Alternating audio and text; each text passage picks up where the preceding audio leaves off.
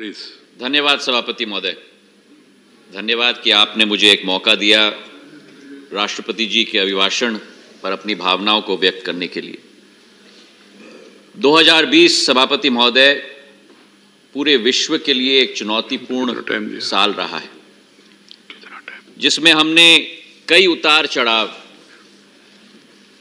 कई निराशा और बुलंद हौसला, दुख, खुशी की भावनाओं का अनुभव किया। लेकिन आज ठीक एक साल बाद तेजी से गिरते हुए कोरोना की संक्रमितों के आंकड़ों को देखकर देश में एक नई उमंग और एक नई जोश भर के आ चुकी है। जनवरी 22 से 28 तक 146 ऐसे जिले हैं जहां एक भी कोरोना का केस दर्ज नहीं हुआ, और हमारा भारत एक अमर पक्षी के रूप में कोरोना के राख से उठकर अब बस रहा है। कुछ दिन पहले सभापति महोदय, माननीय राष्ट्रपति जी ने संसद में भारत की इस अद्भुत सफलता पर हमने जो चुनौतियों का सामना किया और उन चुनौतियों के लिए निपटने के लिए सरकार की कार्यनीति पर और उसी के साथ पूर्ण जीवित भारत की एक नई छवि पर उन्होंने प्रकाश डाला। हर साल की तरह इस साल भी राष्ट्र को एक नया मार्गदर्शन उनसे मिला और उसी के साथ आगे बढ़ने का रास्ता और मार्ग प्रशस्त हुआ और मूल्यों सिद्धांतों के बुनियाद पर एकजुट होकर एक नया इतिहास और नई बुलंदियों छूने का एक प्रेरणा भी राष्ट्रपति महोदय से हम सबको मिला है। मैं तहे दिल से उन्हें धन्यवाद अर्पित करना चाहता हूं। कोरोना सभापति महोदय एक अदृश्य शत्रु था, जिसका मुकाबला करने के लिए भारत के पास केवल दो शक्तियां थीं। हमारी पहली शक्ति भारत के प्रधान सेवक और रक्षक आदरणीय नरेंद्र मोदी जी का नेतृत्व, जिसके आधार पर सभी प्रयासों को एक ही मुट्ठी में बांधना, 36 राज्यों को एक ही माला में पिरोकर भारत का मार्ग प्रशस्त करना, इस कोरोना की महामारी के लिए एक युद्ध स्तर की रणनीति बनाना और उसका क्रियान्वयन करना, और केवल भारत के लिए नहीं, लेकिन 150 देशों के लिए, जो एक तरीके से एक विश्व साझा अभियान का नेतृत्व करना, यह कोई चमत्कार से कम नहीं। सभापति महोदय, शुरुआत में सभापति महोदय कई विशेषज्ञों ने, और यह वास्तविकता भी थी, कई भयंकर अनुमान लगाए थे। 80 करोड़ लोग संक्रमित होंगे, 20 लाख जाने जाएंगी। लेकिन अगर मैं क्रिकेट का एक उदाहरण दे पाऊं, क्योंकि एक क्रिकेट का प्रेमी भी मैं हूं, तो कोरोना के बाउंसर पर एक हुक शॉट लगाकर बाउंड्री को भी पार करा दिया है भारत ने। एवरेज ग्लोबल रिकवरी रेट विश्व में 70% है, लेकिन भारत की रिकवरी रेट 97% है, जो विश्व से सबसे बड़ा आंकड़ा है सभापति महोदय। और इसी के साथ वो दूसरा वेव भारत को छू भी नहीं सक पाया, और उसके पीछे कारण यह था कि नेतृत्व ने सही समय पर सही निर्णय लिया। विदेशी नागरिकों के वीजाओं को हमने निलंबित की, स्फूर्ति से हमने लॉकडाउन लागू किया ताकि 37 लाख जानें बच पाएं, और उसी के साथ जो प्रधानमंत्री जी ने कहा था कि जान है तो जहां है, और इसलिए महासंकट की वित्तीय बोझ की चिंता न करते हुए चाहे नौजवान हो, किसान हो, युवा हो, शोषित हो, पीड़ित हो, वंचित हो, उन सब के लिए आर्थिक मार से बचाने के लिए सीधा उनके अकाउंट के अंदर राशि पहुंचाने की प्रक्रिया शुरू कर दी। एक यह लॉकडाउन था सभापति महोदय, जहां एक व्यक्ति के आह्वान पर, एक व्यक्ति के अनुरोध पर पूरी देश की जनता ने स्व इच्छा के आधार पर उस आह्वान और उस अनुरोध का पालन किया। और एक वो लॉकडाउन था सभापति महोदय 1975 में जो इमरजेंसी लागू की गई थी, जिसके आधार पर देश की जनता पर थोपा गया था और पूरे देश को जेल खाना बनाया गया था। और ये बात सभापति महोदय, जितना मैं यहां खड़े होकर कह रहा हूं, उतना मैं वहां खड़े होकर भी कहता था। सत्य सत्य होता है और उसके पीछे ना आपको छुपना चाहिए और ना देश की जनता कभी भी छुपेगी। विषय यह है सभापति महोदय कि कोरोना के समय में भारत पीपीई किट कभी नहीं बना पाती थी और 60 दिन के अंदर हमने केवल पीपीई किट का उत्पादन नहीं किया, लेकिन उसके अलावा आज विश्व का द्वितीय उत्पादक देश भारत बन गया है पीपीई किट का। आज भारत में वेंटिलेटर्स का उत्पादन हो रहा है। वैक्सीन बनाने के लिए विश्व में 10 साल लगते थे, लेकिन आज भारत के हमारे वैज्ञानिक, हमारे विशेषज्ञों ने 1 साल के अंदर देसी वैक्सीन बनाकर भारत का नाम पूरे विश्व में उजागर किया है। और केवल ये नहीं, लेकिन वैक्सीन के बाद विश्व स्तरीय सबसे तेज टीकाकरण का अभियान 30 करोड़ लोगों तक फेज 1 में इसकी शुरुआत हुई।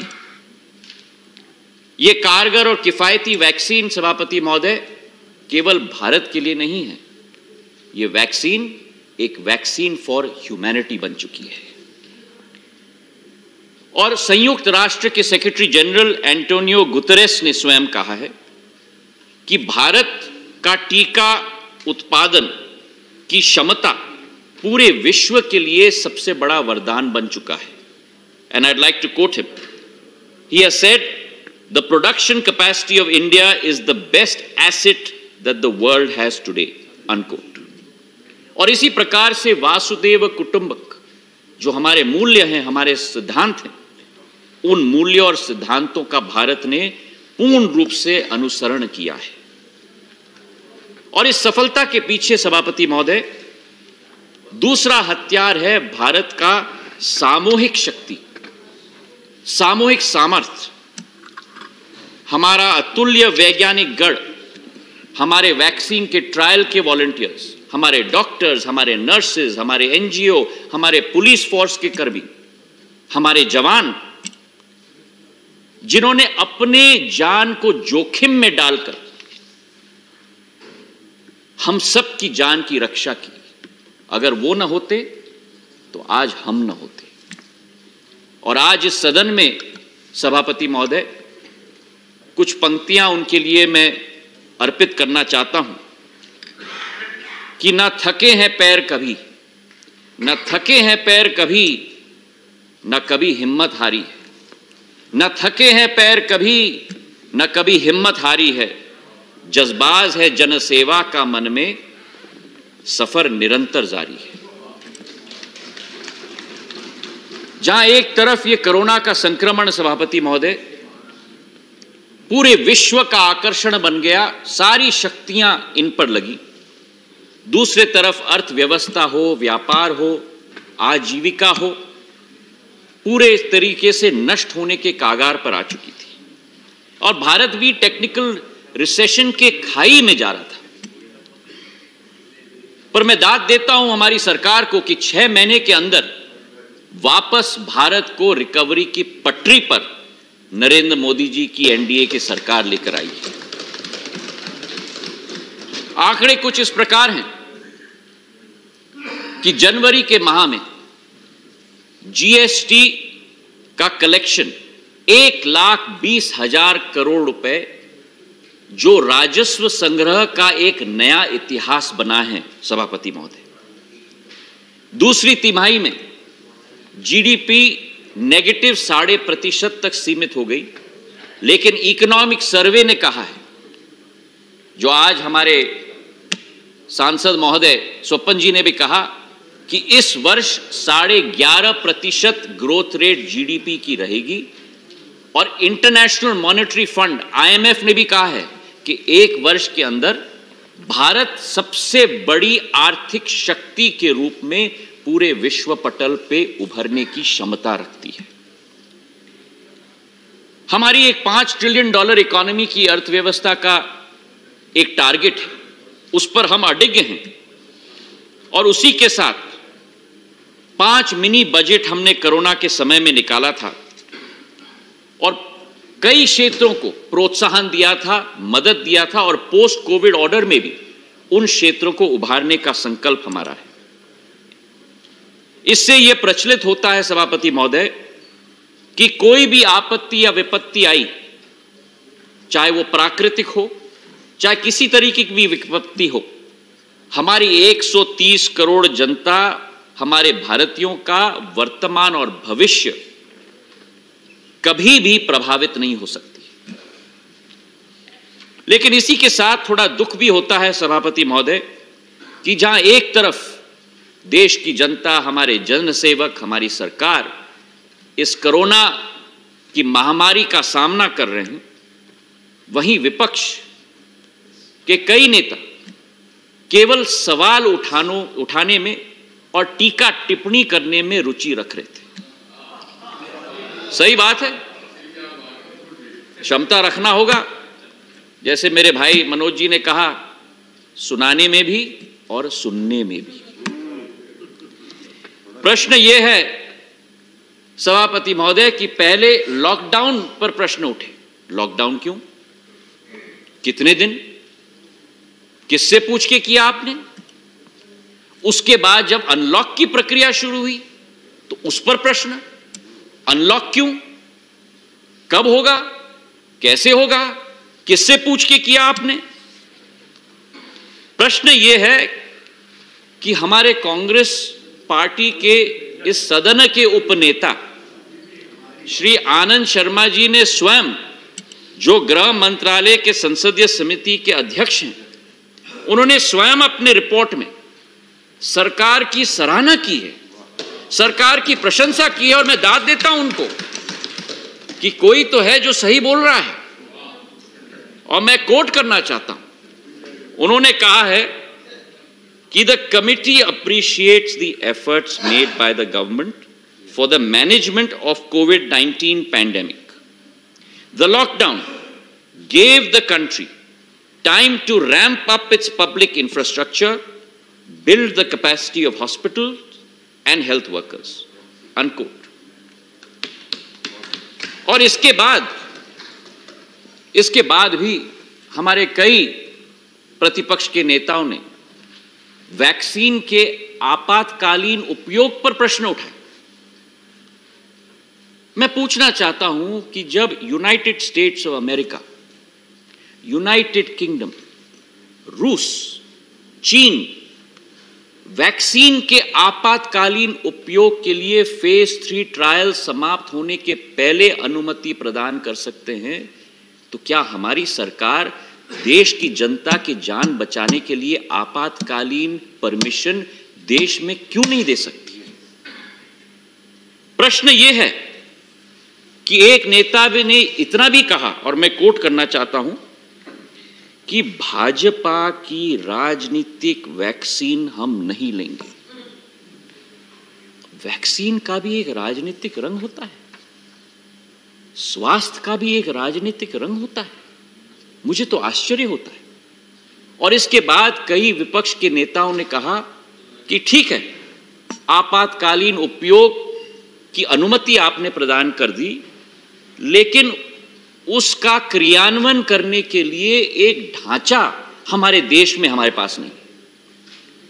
तो मैं बड़े विनम्र पूर्वक यह प्रश्न पूछना चाहता हूं कि जब यूपीए सरकार थी, जो स्वास्थ्य का बजट था 5 सालों का, सभापति महोदय 1 साल का नहीं, 5 सालों का 1,44,000 करोड़, उन 5 सालों में यह बजट को भी पूरी तरह से खर्चा नहीं किया, केवल 1,26,000 करोड़ रुपए खर्चा किया, मतलब 15% कम।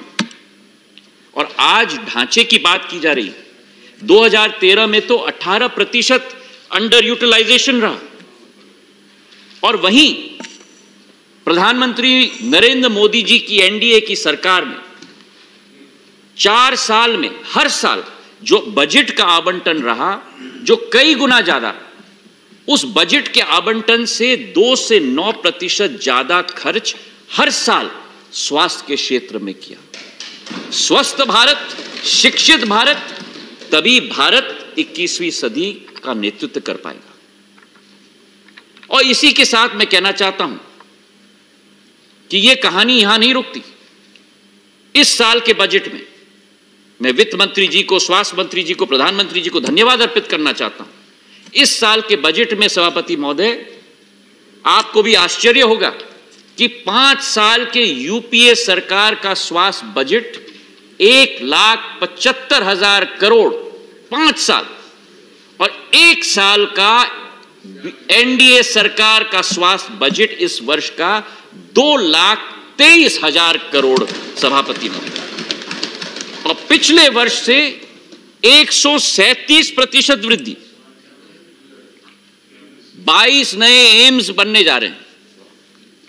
प्रधानमंत्री जन आरोग्य योजना के तहत 1.5 करोड़ लोगों को 5 लाख रुपए तक का मुफ्त इलाज मिला है। स्वस्थ भारत, आयुष्मान भारत, फिट इंडिया, यह केवल मुहिम नहीं है सभापति महोदय, यह आने वाले समय में भारत की स्वास्थ्य प्रणाली को तैयार और असरदार बनाने के यंत्र है। सभापति महोदय, एक विषय पूरे भारत में आज चिंता का विषय बना है। इसमें कोई दो राय नहीं कि किसान भारत के विकास की रीढ़ की हड्डी है। किसान को हम अन्नदाता कहते हैं, क्योंकि किसान अपना पेट नहीं भरता, किसान अपने गांव का पेट नहीं भरता, किसान अपने जिले का पेट नहीं भरता, लेकिन आज किसान पूरे विश्व का पेट भरता है। और इसी सोच और विचार के साथ सभापति महोदय, हमारी सरकार ने ये 3 कृषि कानून हम लेके आए हैं ताकि कृषि के क्षेत्र में नया विकास हो, नई प्रगति हो। सोच और विचारधारा है कि जो राजनीतिक आजादी हमें मिली थी 70 साल पूर्व, लेकिन 70 साल से जब तक किसान बेड़ियों में जकड़ा गया है, उन बेड़ियों को तोड़कर किसान को विकास और प्रगति के रास्ते पर प्रशस्त करना, ये एनडीए सरकार, प्रधानमंत्री जी के नेतृत्व में हमारा संकल्प है। किसान का आय दुगना हो, किसान को स्वतंत्रता मिले कि वो अपना उत्पादन देश में कहीं भी बेच पाए। एक ही जगह तक वो किसान सीमित क्यों हो? और इसलिए ये कानून लाए गए, और जरूर संवाद होना चाहिए। जैसे मेरे भाई मनोज जी ने कहा, 11 बार सरकार ने संवाद की है। जब डेडलॉक हुआ है तब सरकार ने यह भी कहा है कि तीनों कानून को हम 18 महीनों के लिए स्थगित करेंगे। लेकिन इस बात का मुझे आश्चर्य है कि जिन लोगों ने ऐसे ही कानून की वकालत की थी, आज वो क्या कह रहे हैं। 2019 का अगर हम कांग्रेस पार्टी का चुनाव घोषणा पत्र पढ़ें सभापति महोदय, और आपके समक्ष में रखना चाहता हूं,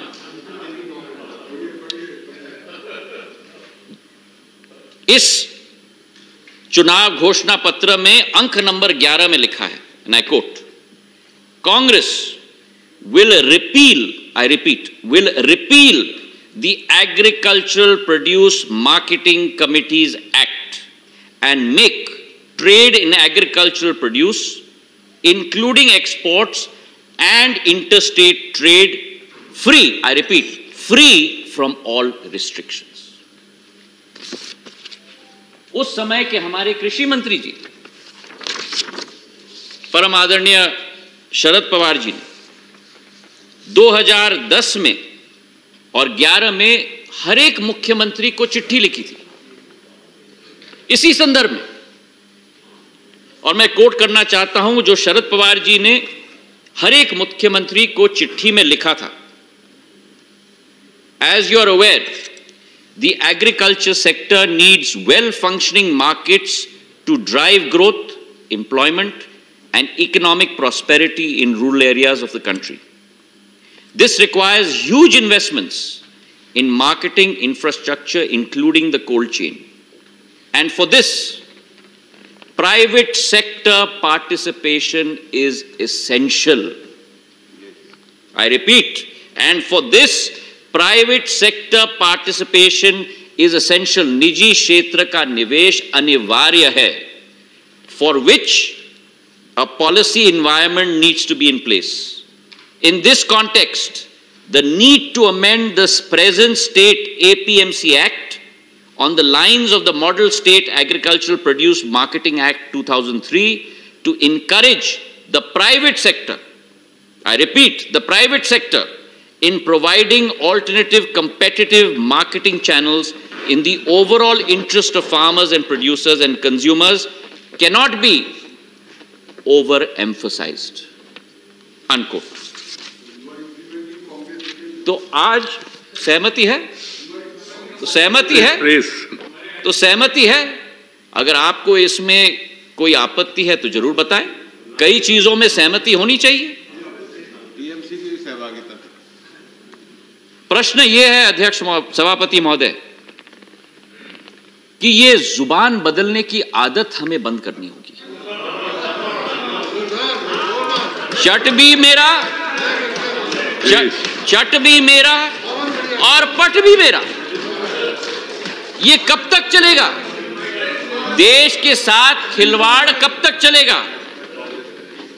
जो आपने तब कहा था उस पर आप अड़ग रहेंगे तो आपका भी मान सम्मान बढ़ेगा। प्रश्न यह है, the hypocrisy would not have been there if you had not done the hypocrisy with the people. Please understand that. Let us not get into personal. प्रश्न यह है सभापति महोदय कि जिस सरकार ने न्यूनतम समर्थन मूल्य के लागत से 1.5 गुना बढ़ोतरी की हो, जिस सरकार ने गेहूं के भुगतान में 2013-14 में जो 34,000 करोड़ रुपए किसानों का भुगतान होता था, उसे 5 साल के अंदर डबल से ज्यादा करके 75,000 करोड़ किया हो, जिस सरकार ने दाल के मुद्दे पर 2013-14 में जो 236 करोड़ रुपए का केवल देश के सारे किसानों को भुगतान किया गया था, उस 236 करोड़ को बढ़ाकर 40 गुना 10,550 करोड़ किया हो, जिस सरकार ने हमारे महाराष्ट्र, आंध्र प्रदेश, दक्षिण मध्य प्रदेश के कपास के किसानों के लिए जो 2013-14 में केवल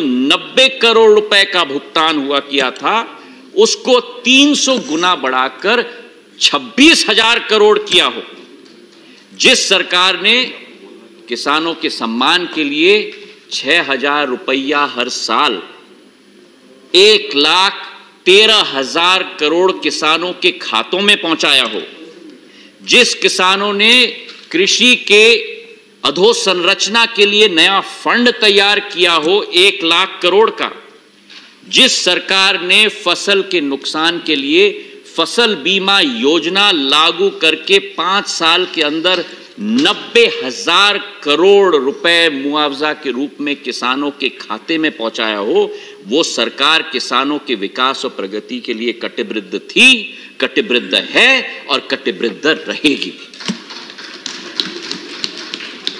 प्रश्न यह है सभापति महोदय कि 26 जनवरी को जो घटना घटी, जो गणतंत्र दिवस हर भारतीय के लिए एक गौरव का दिवस होता है, वो घातक दृश्य एक दर्दनाक याद बन चुकी है। 394 पुलिस कर्मियों और पत्रकारों को घायल किया गया। एक किसान ने अपनी जान खोई। राष्ट्रीय तिरंगे को लेकर पुलिस कर्मियों को पीटा गया और उनको कुएं में फेंका गया। राजधानी के कई हिस्सों को तहस नहस कर दिया गया और उसके बाद भी जब यह सदन मिलता है, राष्ट्रपति अभिभाषण का बॉयकॉट करके सभापति महोदय हमारे विपक्ष ने राष्ट्रपति जी का, देश का और इस लोकतंत्र का तिरस्कार किया है। आज मनोज झा जी ने कहा था हमें सुनना भी होगा और सुनाना भी होगा। सुनाने के लिए तो आप आ गए, लेकिन सुनने के लिए आप नहीं आए थे। कथनी और करनी में अंतर नहीं होना चाहिए सभापति महोदय। मैं राष्ट्रपति जी के अभिभाषण की बात कर रहा था। एक तरफ सभापति महोदय जहां पूरा विश्व कोरोना के संकट से जूझ रहा था, विकास के एजेंडा को दरकिनार करके पूरा विश्व इस महामारी और प्रलय का सामना कर रहा था, सारे संसाधन झोंक दिए। भारत में एक कर्मरत प्रधान सेवक ने, जिनका नारा पार्टी का नारा था सबका साथ और सबका विकास, उस संकट को सुधारने के लिए केवल कार्य नहीं किए, लेकिन उस समय में अवसर भी ढूंढ लिए। एक सपना था हमारे पूर्वजों का, आजाद भारत का, स्वराज का, और आज एक सपना है भारत का, एक आत्मनिर्भर भारत का, जो देश को विश्व पटल पर उजागर करने का सपना है। हमारे महाभारत में लिखा गया है, अपि शक्कम 95 सुखम वही मज्ञ वनग्रे अरिजतम स्वैन वीरण नव पश्चिते कंचना।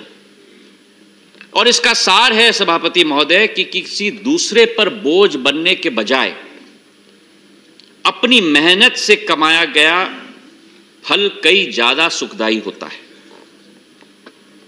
और यह तभी मुमकिन होता है जब कतार में खड़ा हुआ आखिरी व्यक्ति भी हमारे भारत में आत्मनिर्भर बन पाए। और आत्मनिर्भर भारत की आत्मा किसान, युवा, आम जनता के साथ जुड़ी हुई है। और इसलिए इस महाप्रलय के समय में गरीब कल्याण रोजगार योजना के तहत 2,76,000 करोड़ योजना का क्रियान्वयन हमारी सरकार ने किया। ज्योतिरादित्य जी, अपना पार्टी ने आपको जो समय दिया वो समाप्त हो रहे। 5 मिनट सर। ठीक है, right. Your 80 crore. Your party has got time. They have agreed 5 more minutes, please. Thank you, sir. Thank you. I will not take more than 5 minutes, sir. 80 crore गरीबों को 8 महीने तक निशुल्क राशन प्रदान किया। 1 नेशन 1 राशन कार्ड का एक नया इतिहास रचा। उज्ज्वला योजना के तहत 14 करोड़ गैस सिलेंडर्स महिलाओं को पहुंचाई मुफ्त में। और इसके पीछे कारण क्या सभापति महोदय? इसके पीछे कारण यह कि सरकार का लक्ष्य अंत्योदय, सरकार का प्रण अंत्योदय और सरकार का पथ अंत्योदय। शिक्षा एक ऐसी प्रणाली है सभापति महोदय जिसके आधार पर हम अपने मानव संसाधन को मानव पूंजी में हम परिवर्तित कर सकते हैं। नई शिक्षा प्रणाली हम लेके आए हैं 34 साल बाद, और उसमें शिक्षा के नए रूप, नए सोच, नए स्किल से एक नया भारत को उभारने की कोशिश हम लोग करेंगे। 2021 का भारत सभापति महोदय 2013 का भारत नहीं। यहां एसएमईज को एमएनसीज में परिवर्तित करने के लिए हर संभव प्रयास किया जाएगा। 20,000 करोड़ का सरल ऋण उन एसएमईज को हमने दिलवाई है। एमएसएमईज की परिभाषा हमने 14 साल बदली है और भारत को एक ग्लोबल मैन्युफैक्चरिंग हब में परिवर्तित करने के लिए उत्पादन आधारित प्रोत्साहन भी हम देने की कोशिश कर रहे हैं। ये वर्ष सभापति महोदय केवल संकट का नहीं, लेकिन सबसे ऐतिहासिक निर्णय और उपलब्धियों के लिए भी जाना जाता है, जिसमें शेष था इंडिया को भारत से जोड़ना, हमारी पुरानी संस्कृति को पुनः जागृत करना और श्री राम जन्मभूमि के भव्य राम मंदिर के भूमि पूजन सिर्फ देश के लिए नहीं लेकिन विश्व के लिए बड़ी उपलब्धि है। प्रधानमंत्री नरेंद्र मोदी जी की जो राष्ट्रीयता की भावना, उनकी ओजस्वी नेतृत्व का परिणाम है कि अब राम मंदिर का निर्माण नए भारत के निर्माण का प्रतीक बनेगा। और उनके शब्दों में मैं कहना चाहता हूं, उन्होंने कहा था कि राष्ट्र को जोड़ने का, स्व को संस्कार से जोड़ने का कार्य संपन्न होगा। सत्य, अहिंसा, आस्था, वासुदेव कुटुंबक, विविधता में एकता, बलिदान, ये वह मनके हैं हमारे देश के जिसको हजारों साल से सभी भारतीयों ने एक माला में पिरोकर एक नया भारत पुराने मूल्य के अभाव पे खड़ा नहीं हो सकता।